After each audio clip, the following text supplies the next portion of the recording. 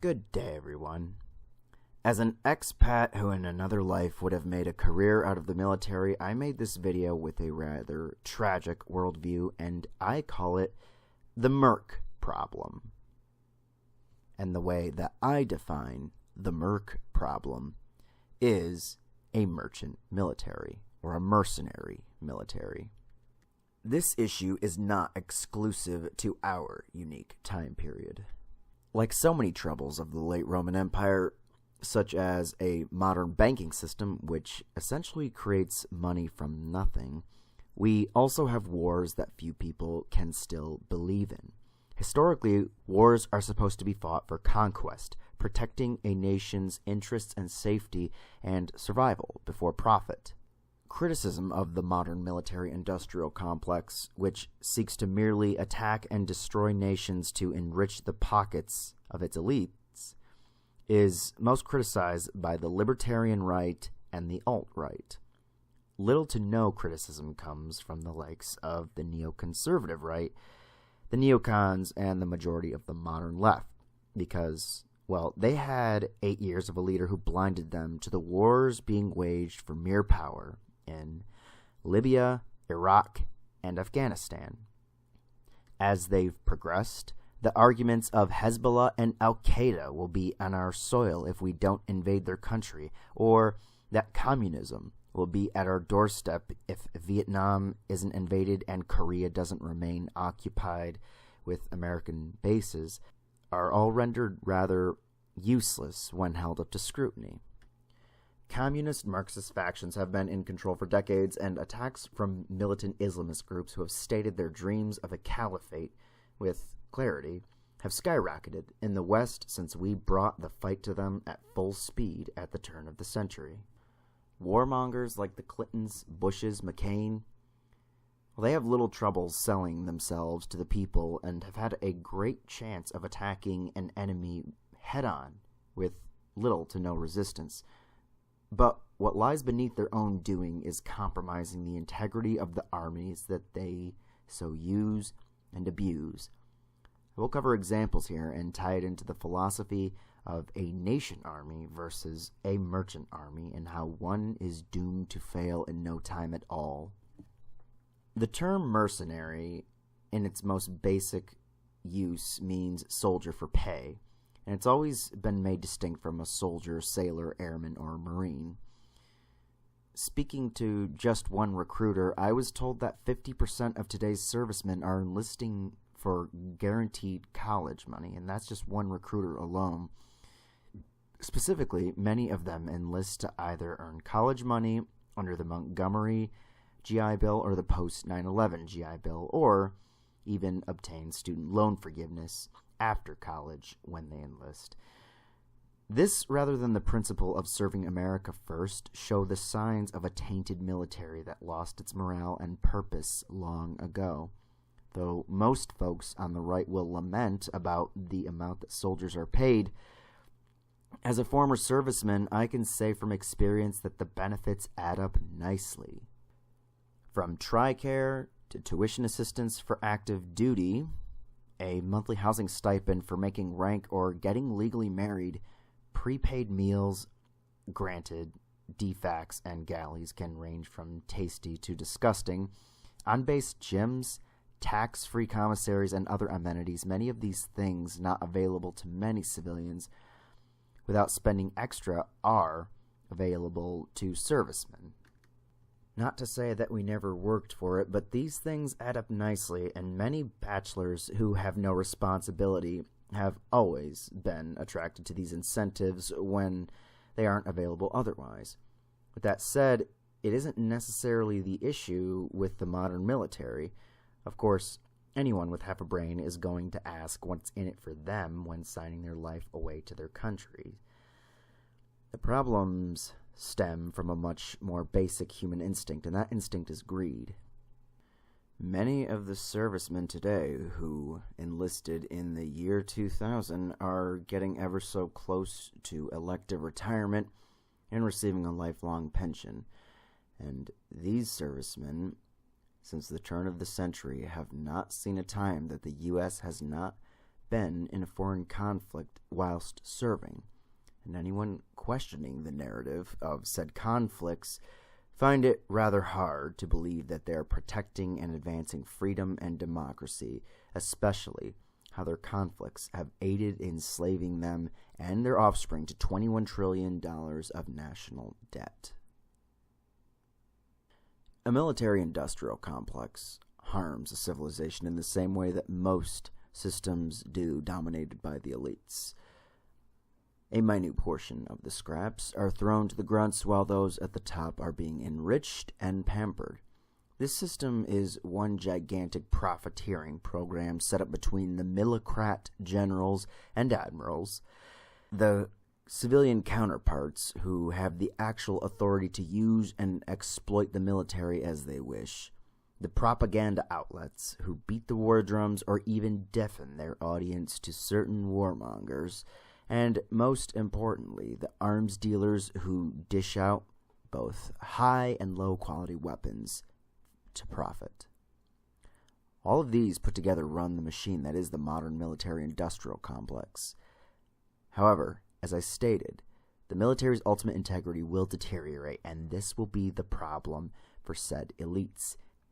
And that's where mercenaries come in, fighting and winning the majority of battles and even wars that a country fights. I'll give a modern and an ancient example. On the ancient side, the Roman Republic fought a series of 3 wars against ancient Carthage called the Punic Wars from 264 BC to 146 BC. Rome won the First and Third War, where they conquered the city of Carthage and took the spoils of the empire for themselves. However, what was so particular about the failure of Carthage in the end was that the Carthaginian Empire was better equipped to win the fight, yet they didn't. They often worked with modern military tactics, superior cavalry, and had a great general in the Second War, Hannibal Barca. So why did they fail? The ultimate reasons, which all tie together, are the amount of manpower from Rome and the fact that Carthage was a merchant state. They had no interest in military might, at least not in particular. They were traders before they were fighters. When they came to the fight, they displayed that they could win battles and take on the aggressive Roman Republic. However, those factors were overcome by a strong nationalist sense of duty to their country. A country that was able to not only recruit, but inspire hundreds of thousands of young men to believe that they were taking what was theirs for the good of the Republic. And in the end, that was enough to topple any army primarily made of mercenaries who merely chased the denarii. Fast forward to today, and a good example would be the famous private military company Executive Outcomes, founded in South Africa by Ibn Barlow, a former lieutenant colonel in the South African Defense Force in 1989. It later became part of the South African-based holding company Strategic Resource Corporation. Executive Outcomes initially trained and later fought on behalf of the Angolan government against UNITA. After UNITA refused to accept the election results in 1992, Executive Outcomes had basically been fighting the battles in Angola with the help of many Western expats. And they didn't just take this contract to fight and quell unrest and obtain national security. These were legit battles to divide territory and power among whoever would govern. Many of these battles were won effortlessly from trained quality expats, hence the fighting became nothing more than a meaningless job for profit and not anything worth believing in.